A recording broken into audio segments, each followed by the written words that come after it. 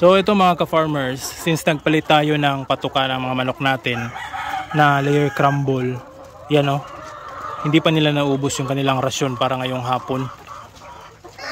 So yung iba dito kumakain pero hindi kagaya nung una na palaging parang gutom sila na kakain talaga ng todo. Pero yan o, yung iba nga nasa likuran, so hindi na iniinda yung pagkain dahil busog pa naman yung mga manok natin. So ngayong hapon, konti lang yung inilagay natin na patuka para man hindi masayang. So meron good news dito mga ka-farmers dahil ito ay titingnan natin.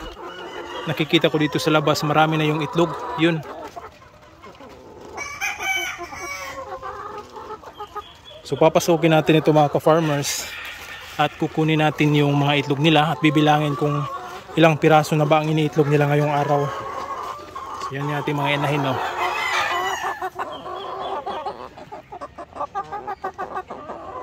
So yan, no? Napakaganda, ang gaganda ng ating mga inahin. Yan.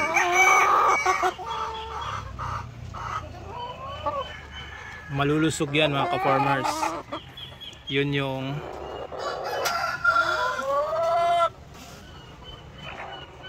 so kukunin muna natin yung mga itlog nila. Tabi. Excuse. So ito yung itlog nila. Hala. Meron na tayong 2, 4, 6, 6 na itlog mga ka-farmers. Ang iniitlog ng mga manok natin ngayong araw na ito. So ito. Yan o, malalaki na. Good news. So kukunin ko ito ladies ha. So 3 plus 3, 6 na mga ka-farmers. Yun. So good job at nangingitlog na. So yan, medyo ito na yung punta na ito sa peak nila ng mga itlog mga ka-farmers. Yung tinig na yan ay talagang nangingitlog na talaga. So yan, baka iitlog pa to.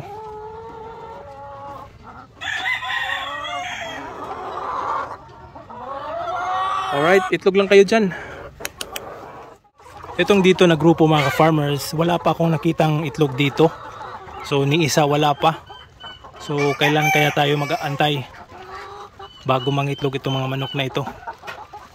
So far ito pa lang at saka meron ditong nangingitlog. So yan o, busog pa rin yan, hindi pa naubos yung kanilang patuka.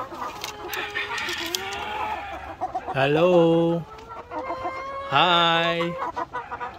Kumusta? So titingnan natin. So bukas na ako maglilinis dito mga ka-farmers.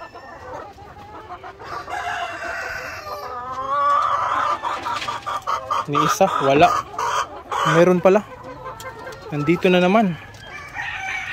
Ito. Nandito sa ipot ng... So bukas ko na. Tatanggalin ko na talaga ito bukas. Nalimutan ko na namang magdala ng pliers. So bukas na lang. So yung pugara natin na ginawa, dyan sila dumadapo. Paggabi, noong una dito yan. Pero nang naglagay tayo ng mga ka-farmers, ay dyan na, marumi na yung ating pugaran. Pero mas okay yan mga ka-farmers dahil yung dumi nila nandyan, ma-scrape lang natin ng makuha lang natin yan kumpara dito sa sahig. So at least hindi masyadong marumi yung kanilang sahig at nandyan lang nakaipon yung mga ipot nila. So mas madali nating malinis dyan. Hoy, pangitlog na mo. So ito rin yung ating white leghorn mga ka-farmers na medyo marami-rami na yung mga itlog nila. So 2, 4, 6, 7. So sa 10, 7 na yung nangingitlog. So good news ito dahil nagsimula na sila ulit mangitlog. Konti na lang yung hindi pa nangingitlog. So ayan, maraming nag-request ng mga fertile eggs ng mga white leghorn natin. Pero sa mga susunod na buwan, kung marami yung nagre-request talaga, baka mag-breed na tayo at ilagay natin ito sa breeding pen. Pero titingnan natin, paitlogin muna natin lahat 100% na mangingitlog dito, saka natin i-breed itong mga manok na ito. So ayan, ilang itlog. Puting-puti. 2, 3. Yan. 4. Hindi ko na malagay. Lagay ko na dito. 5, 6, 7.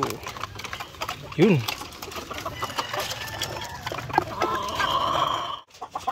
So ito mga ka-farmers, ngayon ko lang napansin, meron na palang 2 itlog sa loob. Buti hindi tinukan itong manok na ito. So ito yung ating asil na itim. So may 2 itlog, kukunin lang natin.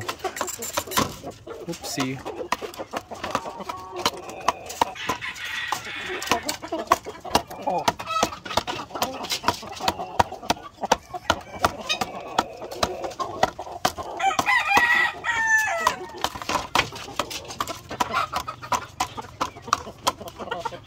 So ito mga ka-farmers, akala ko noon wala lang itlog. Narinig ko itong pumutak kahapon at kanina.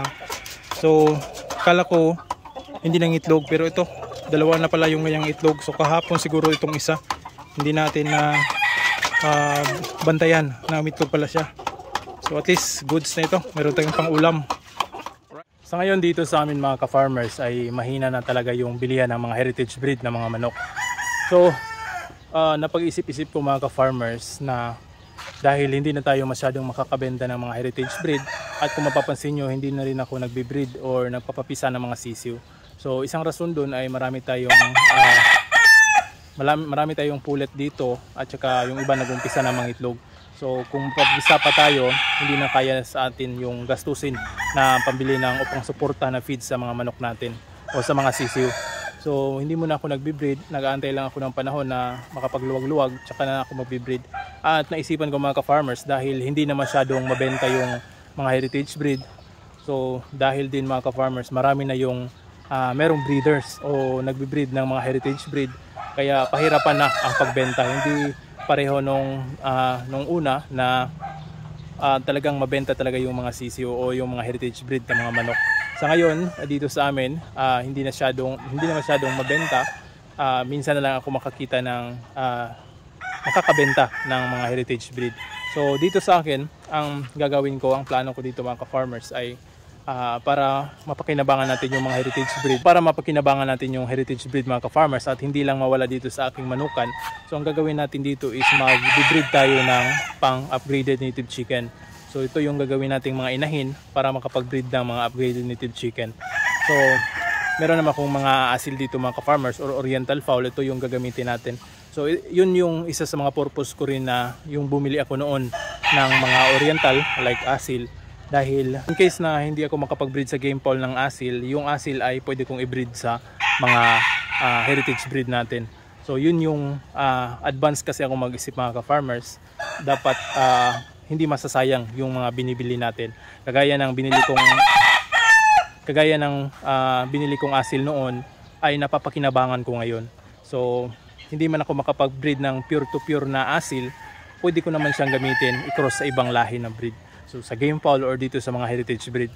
So yun yung nasa isip ko noon mga ka-farmers, na mag-advance thinking talaga ako na kung bibili ako nito, dapat magagamit ko in the long term.